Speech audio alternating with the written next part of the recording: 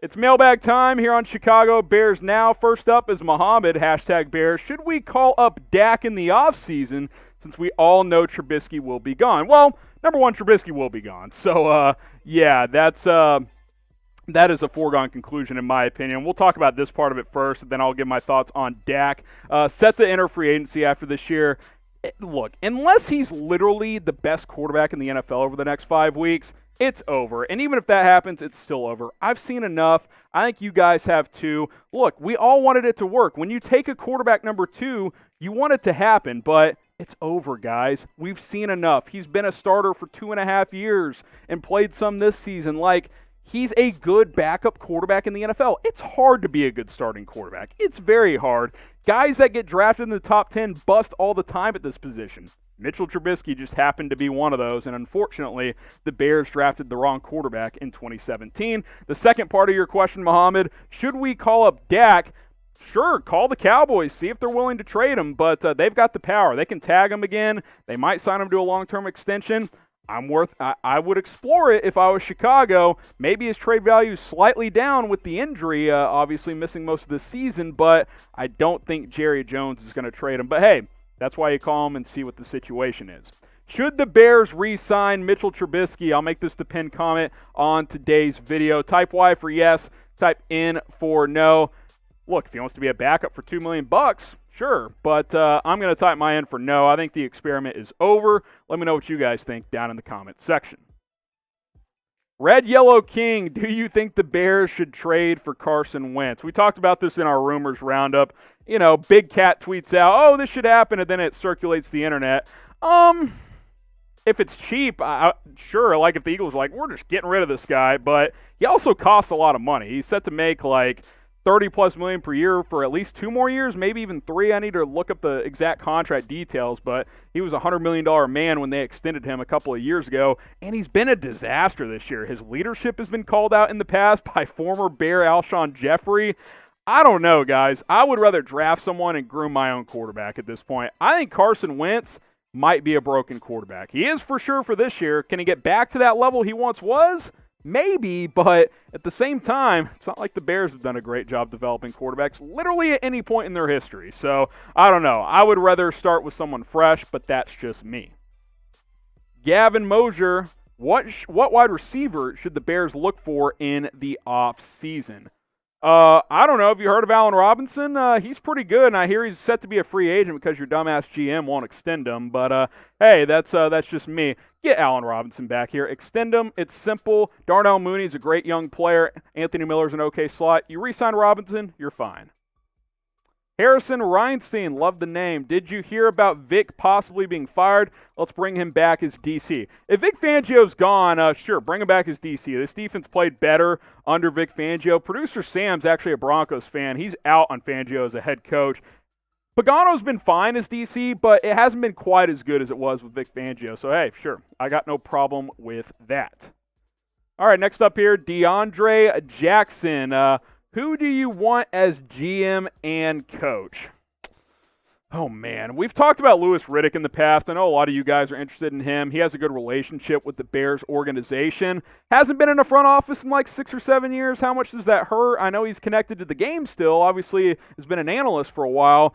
He's intriguing. I'd have to see what other names make sense. I'd have to do a deeper dive, which I will if Ryan Pace does get fired, which he needs to. And then this is my coach list for now. I think this will certainly evolve and change. Those top 3 are for sure my top 3 guys. Maybe Todd Bowles I'm not as interested in. I'd rather get an offensive mind, but I wanted to throw a defensive guy in there. Joe Brady, I don't think he's quite ready, but I would interview him at least. I think he's done a nice job with Teddy Bridgewater this year. I think Daboll's a guy you could get. Not convinced you could get Bieniemy or Riley, but those are the first 2 guys I would call. Let's see. ND 2324 is next up. What are the chances the Bears fire Ted Phillips? Well, we talked about this, our rumors roundup, and we'll expand on it a little bit again here as well. I don't think Ted Phillips has a major impact on what the football team is actually doing in terms of wins and losses. He's basically in charge of the finances, right? Like he's an accountant with the title of president. The GM runs all of football operations in Chicago. So look, if you want to clean house completely, that's fine. Get rid of Ted Phillips, but I don't think he's as involved as you guys think he is. I got no problem getting rid of him like a lot of you guys want to, but Pace and Nagy are the two guys that are going to remain my focus for the most part. We'll see what happens. We'll see. The next month is big for all three of those guys, in all honesty. Big game in Week 13 because, hey, the Bears are not dead yet. Who you got, Chicago or Detroit? Look, regardless of how this has been, how bad it's been, you win this game, you're 6-6. Maybe the Cardinals drop another game. You're right there. You are right there on the cusp of the number 7 seed. So get your predictions in. Type CHI for Chicago. Type DET for Detroit. I'm seeing Zach say Chicago. Red Yellow King says Detroit. John says Chicago. Mostly Chicago's in there. You guys are still believing, hey, the Lions are a mess too, so maybe you can get back on track. Next up on our live mailbag here, James Sneed. Should the Bears trade for a quarterback instead of drafting one? If you can get Dak Prescott, yes. I would trade for Dak Prescott if I could get him. But other than that, I would just draft one. I don't want to trade for Carson Wentz. I saw someone say, what about Jalen Hurts? No. I don't want Jalen Hurts.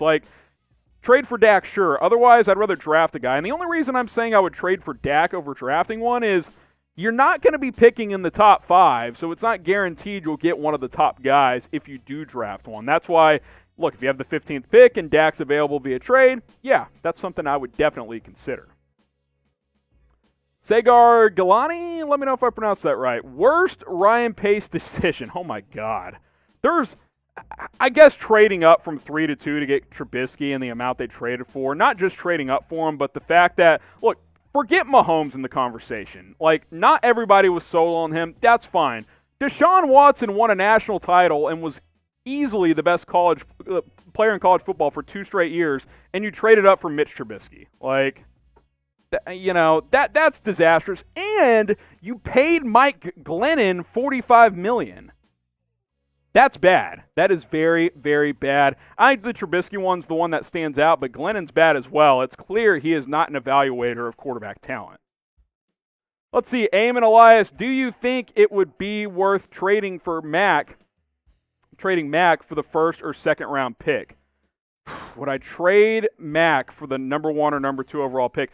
Hell yes, I would trade Khalil Mack for the number 1 pick. Are you kidding me?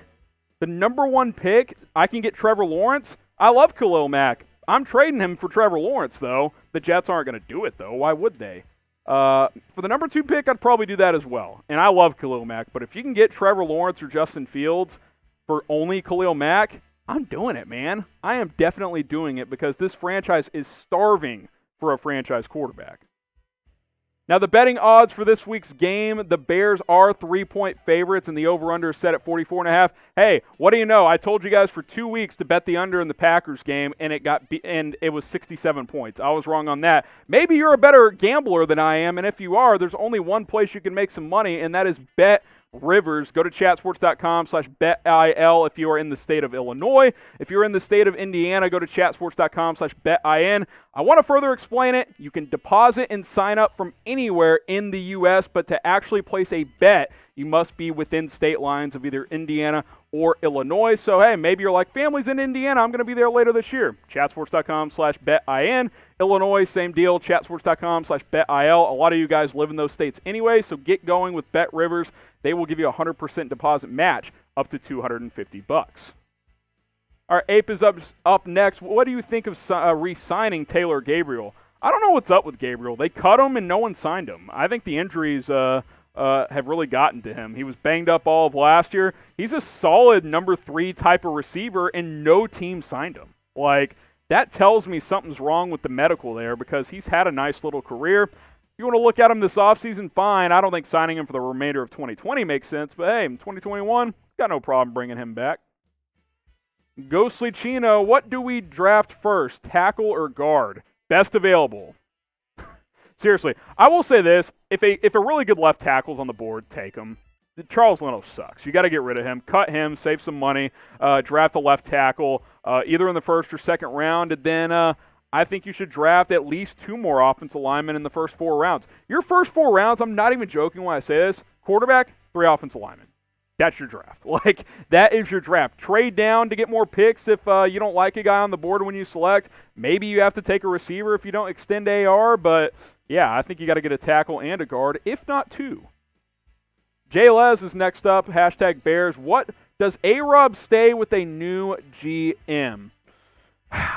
Look, he may stay regardless because the Bears can tag him. Let's not forget that. They've got the power. Now, he's starting to like tweets of fans on Twitter saying, hey, come play for us, but that doesn't really mean anything. Like, he can't just leave if they want to tag him. I do think a fresh GM and a fresh direction with a new quarterback could convince him to stay, but he's wanted to stay with the current regime. They just won't pay him. So I think he's just fed up at this point, and he's like, hey, you know, this offense sucks anyway. I can go play with a real quarterback. So we'll see what happens. I think there's a good chance, though, that he gets tagged and maybe even traded with a tag and trade. We will see. Now, you want to subscribe to Chicago Bears now because pretty much moving forward to be part of our mailbags, you got to join us on our live shows every Tuesday at 4 o'clock Eastern Time, 1 o'clock Pacific for you folks out on the West Coast. We're going to go live every single Tuesday here on Chicago Bears. Now, hit that sub button so you don't miss any of it. Also, turn on notifications. You'll be notified as soon as we go live. They'll even give you like a 30-minute heads up for our live shows. It's great. Works really, really well on your iPhone or tablet. So go ahead, youtube.com/BearsNow. We cover the latest Bears rumors and news here on Chicago Bears Now. Got a couple more here. Jay Les, you're the GM. Cut 3 players from our roster. Go. Charles Leno, number 1. Don't even have to think about that one. Jimmy Graham, number 2. Those are easy. Those are guys who are overpaid and underperforming at this point. You guys won't like to hear it. Probably Akeem Hicks, number 3, because you can save $10.5 million. I'd rather restructure him if he's willing to do that, but those are the 3 that stand out. Those top 2 are obvious. Get rid of Jimmy Graham and Charles Leno. You drafted Cole Kmet for a reason. You got to upgrade at left tackle. But Akeem Hicks, I think he might be gone after this year. We'll just have to see. Rel27, hashtag Bears. If both are there, Trevor Lawrence or Zach Wilson or Trey Lance. Sorry, I don't know why I read Lawrence. I think I'm on the Zach Wilson train at this point. Trey Lance hadn't played a lot of football, guys. He played 1 year, basically, at FCS North Dakota State. He was awesome, played the 1 game this season, but Zach Wilson is a legitimate Heisman candidate at BYU, and not just because he's playing crap competition. Like, he can make all the throws. He's mobile. He's got a strong arm. Would like to see a little bit more, but between those 2, I might actually go Zach Wilson at this point. You know, the scouting combine stuff is going to be interesting with these 2 guys because Lance hadn't played this year, but give me the guy that has actually played college football in 2020, and that is Zach Wilson. Now pick a quarterback to draft. Type TL for Trey Lance. Type KT for Kyle Trask. Type ZW for Zach Wilson. Type MJ for Mac Jones. Go ahead and get your answers. And the reason I don't have Justin Fields and Trevor Lawrence on screen, you're not going to be able to get them because they're probably going to be the top 2 picks. And quite frankly, Zach Wilson's moving up boards too. So let me know, out of these 4, which quarterback do you want the Bears to draft?